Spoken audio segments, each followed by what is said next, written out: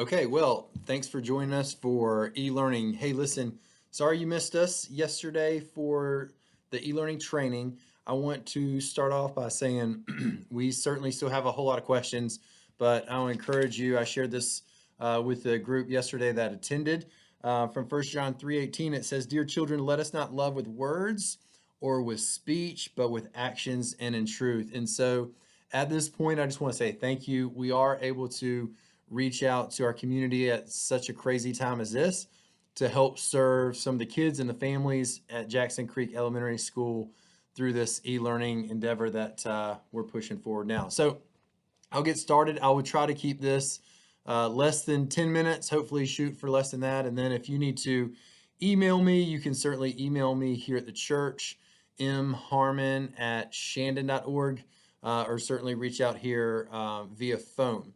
But I want to start by just saying I spoke to the principal 2 days ago, and she said that they are all feeling like they are building the plane while the plane is flying. And so we'll certainly be in that same boat. There are loads and loads of questions out there that I'm not going to be able to answer, that the principal's not going to be able to answer, teachers are not going to be able to answer. And so we're all in this together, and hopefully we can certainly just share the love of Christ with these kids and with these families and do something that's never been done before. So thank you for being a part of this. First, I want to start by saying our schedule for each day will be Tuesdays and Thursdays here at the church, and we will open our doors at 8:30, and at 3 o'clock kids will pick up. So that's 8:30 to 3 o'clock, and I'm just going to make sure I stay on track here. So from check-in to dismissal, families will enter in the back parking lot, and they will enter the glass doors on the C hallway that's underneath the awning. We will have designated parking area for them, and we will have a parking greeting team that meets those families in the parking lot. And two things that we're doing in that case: number one, we want to make sure that we're visible to welcome and greet those families that are here. But secondly, we want to make sure that before they come into the building that the kids have their Chromebooks in their backpack. Otherwise, they will not be able to participate in the e-learning because they don't have any access to their teacher or to their classroom. And so that'll be checked before they come into the building. Once those families enter the building, they will have a temperature check. We will go through a series of screening questions, kind of with CDC guidelines in terms of, have you had a fever? Have you been in contact with anyone? And then just making sure, that, again, that their temperature has been checked before they go into our check-in. Our check-in room will be C121, and we've got a check-in team that will be registering those who are walk-up registrations and those that have pre-registered and are already in our computer system. Kids will receive a name badge, very much like this, and it'll say e-learning center. It'll have their name badge, and then the parents will receive their pickup tag that matches their tag that they're wearing for the day. We want to make sure that we have all kids registered in the system, as well as have them identified with any allergies, what grade they're in, emergency contact information as they come on the halls with us. Once they've gone through the registration process, they will exit out of the exit door in that check-in room, C121, and they will find their classrooms. We have not assigned specific classrooms at this point because our numbers are changing based on registrations. Currently, we'll have 1 to 2 classrooms open with the few kids that we have registered for next week starting September 8th.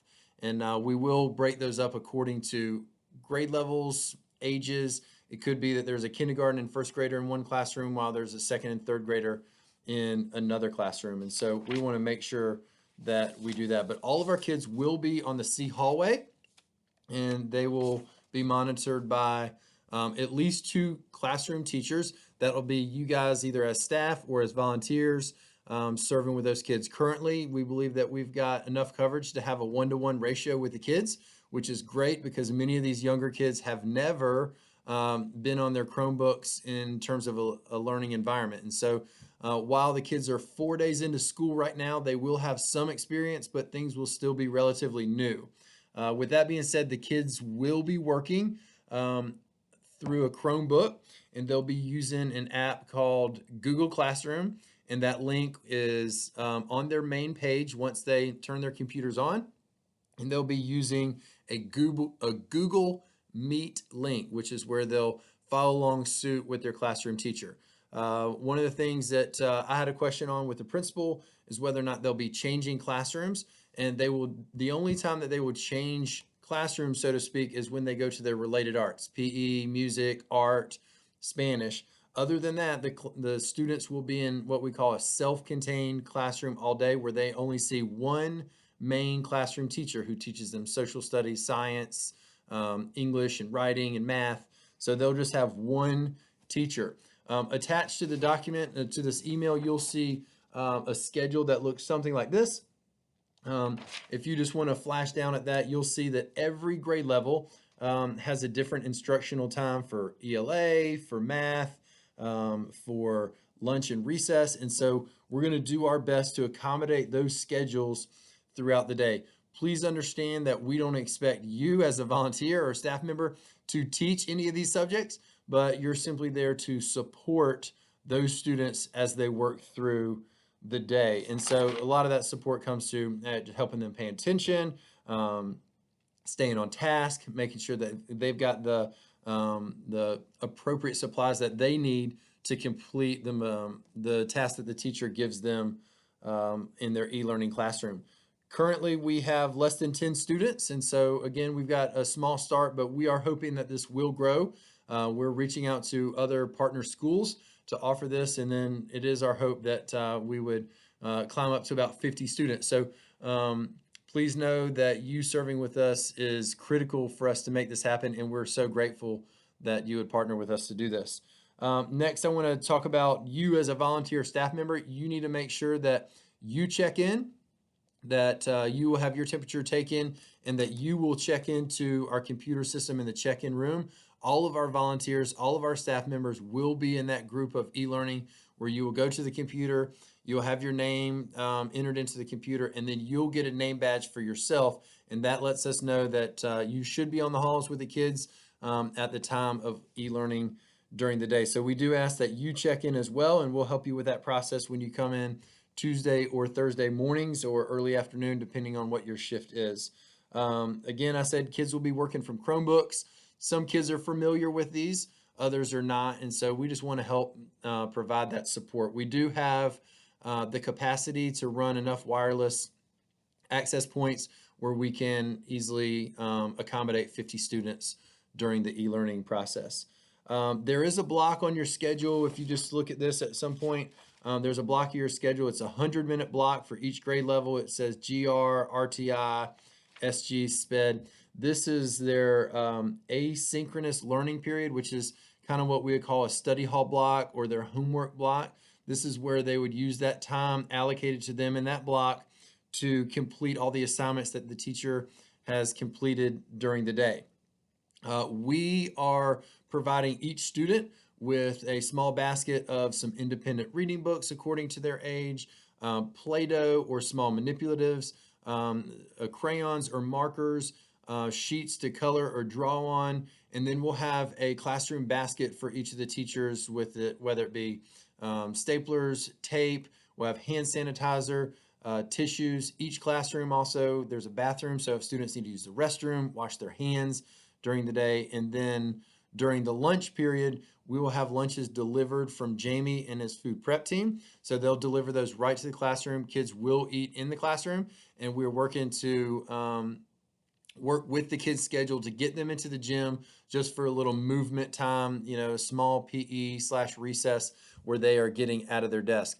But as you'll see from their schedules on that sheet, they are expected to kind of be at their computers, unfortunately, from 9 to 3 o'clock. And so there are going to be times that you're working with a child and they really have a difficult time sitting at their desk. If they needed a little movement break right at their desk, they can stand up, stretch, and you can encourage them to stay on task. But again, we're so grateful that you are partnering with us to serve the families in the Jackson Creek community and in our partner schools. And so I certainly know there are a lot of questions. I want to empower you to make some decisions within the classroom that you certainly feel comfortable making in terms of guidance to the kids in a safe and appropriate way. but I also know that it'll be really challenging for a 6-year-old to sit in front of a computer for 6 hours at a time without having some sort of break. So this is a time that we really can lean in, love on those kids, establish a relationship with them, and just share God's love with them throughout this time. But again, if you need to reach out to me directly, feel free to email me. Allison Caldwell's on our e-learning team, Dawn Turner and Sarah Helmedollar as well. And so feel free to email, contact me via phone.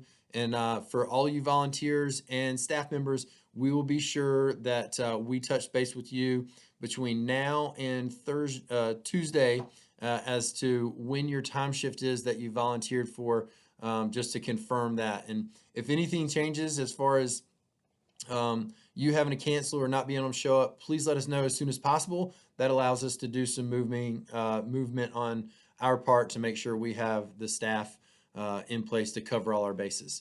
But listen, thanks so much. I try to keep this as brief as possible. I know I'm just slightly over 10 minutes. Thank you again for what you're doing. If you have any questions at all, please email me, and we look forward to seeing you either Tuesday next week, September 8th, or Thursday, September 10th, and hoping to continue to grow this and see more students and families as we work through this process. So thanks so much. We'll see you on Tuesday. Take care.